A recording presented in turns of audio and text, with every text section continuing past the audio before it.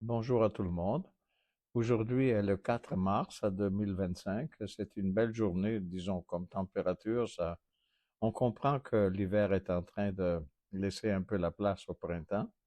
Et ça s'en vient parce que le ciel est plus clair, je sais pas, il est plus azur, si on peut dire comme ça, plus bleu. Je sais pas s'il faut dire azur ou s'il faut dire bleu, mais quand même. Mais le soleil est plus haut. Enfin, tout est beau, tout annonce finalement. Sauf qu'il y a l'histoire des tarifs. Depuis ce matin, on a les tarifs de monsieur Trump, qui les a installés pour le Canada, pour la Chine, et puis la Chine, c'est encore pire, il en a ajouté, et puis naturellement pour le Mexique.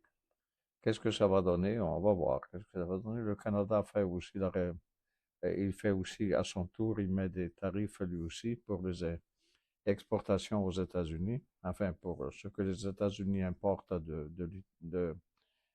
du Canada. Qu'est-ce que ça va donner? On ne sait pas, on verra. Ça a l'air un peu nouveau tout ça. Ça paraît pas bon. Quand on parle de tarifs, habituellement, on pensait toujours que le commerce devait être libre et puis sans frontières, sans rien. On verra qu'est-ce que ça va donner. Aujourd'hui, de quoi on va parler? On va parler d'un sujet qui est né avec les ordinateurs, en quelque sorte. Mais les ordinateurs faciles, comme on les a aujourd'hui, ils ne pas des affaires à IBM, je sais pas, le seul au monde, et puis d'il y a 60 ans et quelques. Et c'est le data mining.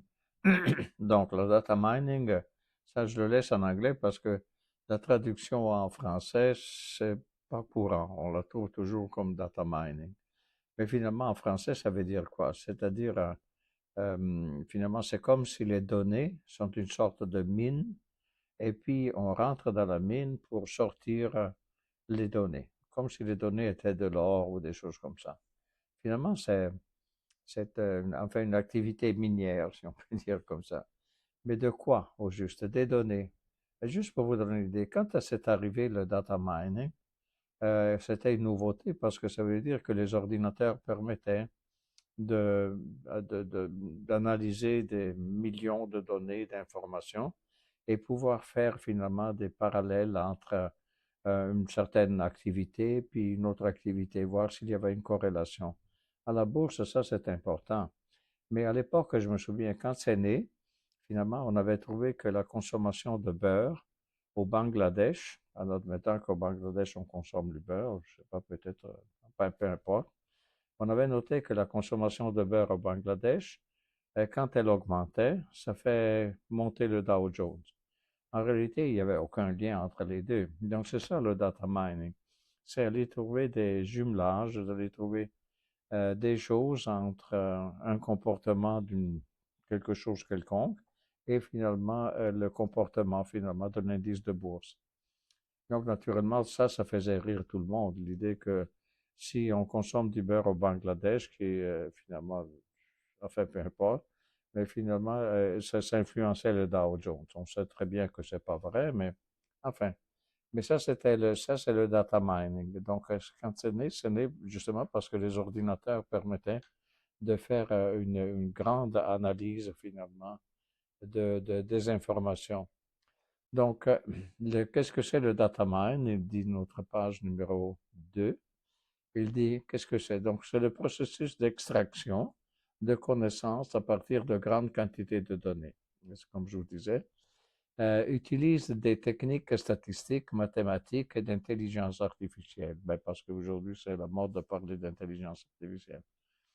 Objectif est découvrir des motifs cachés, des tendances et des relations entre les données. C'est justement l'histoire du consommation du beurre au Bangladesh par rapport au Dow Jones. Donc, ça c'est absurde, mais quand même, c'est ça, c'est-à-dire des connexions entre différents groupes de données. Donc, les objectifs du data mining, c'est identifier des tendances ou comportements, produire, prédire des événements futurs, segmenter des populations, enfin, détecter des anomalies ou fraudes et optimiser des processus. Enfin, beaucoup de choses. Mais essentiellement, c'est identifier des tendances ou comportements et ça permet peut-être de prédire des événements futurs. Et c'est surtout de la comparaison qu'on peut faire entre différents groupes de données. Donc, les étapes du processus, ce sont les suivantes. On collecte c'est la collecte et la préparation des données. C'est le nettoyage et transformation des données. Choix des algorithmes et des techniques. Enfin, ça commence à être un peu technique. Et la modélisation et analyse, et interprétation et validation des résultats, et implémentation des connaissances. Enfin, les 6 étapes qui sont indiquées là, c'est bien, mais tout simplement, c'est intuitif. C'est clair que, tout simplement, qu'est-ce qu'on peut faire? Regarder technique et méthode. Donc, à la page 5, ils vous disent classification, l'arbre de décision, le SVM, le clustering. Donc, enfin, je vous laisse tomber là-dessus. Si ça vous intéresse d'aller plus loin, ça, c'est les techniques et les méthodes qui sont utilisées. Mais c'est très technique. Mais fondamentalement, l'idée de fond, c'est celle de voir si quelle est l'influence finalement l'influence d'un groupe de données par rapport à d'autres. Donc, si je m'en vais à la page 6, les outils et les logiciels, donc c'est toute cette terminologie que vous avez là. Moi, je l'ai mise, mais finalement, c'est pour ceux qui s'intéressent vraiment d'aller plus au profond sur qu'est-ce que c'est ce data mining et comment on le met en pratique. Finalement, les domaines d'application, c'est le marketing, ça c'est très important, segmentation des clients, ciblage personnalisé, finance, détection de fraude, évaluation du risque. Oui, par exemple, ça m'est arrivé de donner des séminaires sur une loi américaine contre le blanchiment d'argent. Ça, j'étais à Nassau, aux Bahamas, et mon public était finalement des employés de banque locales. Et justement, c'était d'aller voir, selon la fréquence de certaines transactions, ça voulait dire que là, il y avait quelque chose peut-être à aller fouiller, tout ça. Donc, c'est ça, détection de fraude, évaluation de risque. Ensuite, la santé, diagnostic assisté, analyse prédictive. Donc, voyez-vous, ça s'applique à tous les domaines. L'industrie, maintenance prédictive, optimisation de la production, et finalement le commerce, recommandation de produits. Donc, c'est vraiment important ce data mine. Les avantages et les limites. Les avantages, c'est valorisation des données existantes, prise de décision basée sur des faits, détection des relations complexes.